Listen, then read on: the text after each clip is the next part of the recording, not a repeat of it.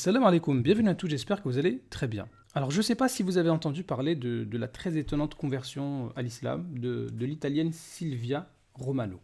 En fait, elle aurait été enlevée par des islamistes en Afrique pendant 18 mois. Mais moi, ce que je ne comprends pas, c'est quand tu te fais enlever par des islamistes, terroristes, tout ça, évidemment, tu vas pas suivre leur religion, tu vas au contraire détester l'islam, les musulmans, tu vas avoir une mauvaise image. Alors comment ça se fait qu'elle se soit convertie à l'islam? Eh bien, nous, musulmans, on sait en général faire la différence entre le vrai islam et le terrorisme, entre la bonne interprétation du Coran et la mauvaise interprétation des terroristes, entre l'excellent comportement de miséricorde du prophète sallallahu alayhi wa sallam et celui des incapables terroristes ignorants. Mais elle, comment elle a fait pour se convertir à l'islam? En plus, elle le dit, elle l'a fait d'elle-même, personne ne l'a contraint. Au contraire, elle aurait dû détester l'islam et les musulmans. Donc c'est un peu étonnant, sauf si on se rappelle que l'islam, en fait, c'est pas du marketing et que c'est Allah Azza wa Jal qui guide qui il veut. Et Allah Azza wa Jal, lorsqu'il voit que quelqu'un est sincère, il va guider cette personne-là. Et cette dame-là, elle a été sincère, Allah Azza wa Jal l'a guidée. Elle a cherché la vérité, Allah lui a montré la vérité. Et cette vérité, elle l'a trouvée dans le Coran. Elle a dû tomber sur des versets du type أَفَحَسِبْتُمْ أَنَّمَا خَلَقْنَاكُمْ عَبَثًا وَأَنَّكُمْ إِلَيْنَا لَا تُرْجَعُونَ. Ou encore sur le verset suivant. يَا أَيُّهَا النَّاسُ أَنْتُمُ الْفُقَرَاءُ إِلَى اللَّهِ وَاللَّهُ هُوَ الْغَنِيُّ الْحَمِيدُ. Et ce choix, elle le fait d'elle-même. Personne ne l'a contraint à lire le Coran.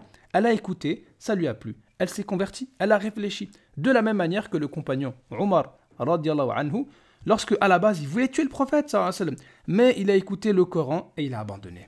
Il a écouté le Coran, il a compris. Il a écouté le Coran, il a vu que c'était trop puissant. Et cette femme, eh bien, c'était quelqu'un qui aidait les gens et s'occupait des orphelins, comme le faisait le prophète, alayhi salatu wa sallam, qui a dit « Celui qui s'occupe de l'orphelin, moi et lui on sera au paradis », comme ses deux doigts. Et il a montré l'index et le majeur. Et elle a décidé elle-même de porter le nom de Aïcha, radiyallahu anha, qui est la femme du prophète, sallallahu alayhi wa sallam.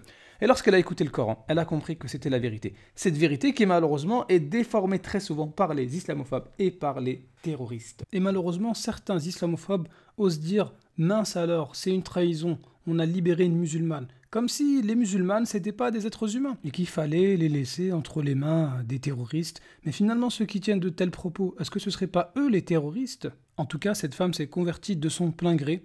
Elle a eu l'intelligence de faire la part des choses, de distinguer entre le vrai islam et celui des terroristes.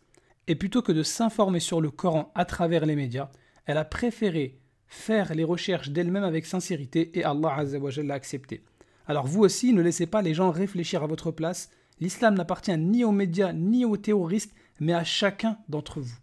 يا أيها الذين آمنوا استجيبوا لله وللرسول إذا دعاكم لما يحييكم واعلموا أن الله يحول بين المرء وقلبه وأنه إليه تحشرون.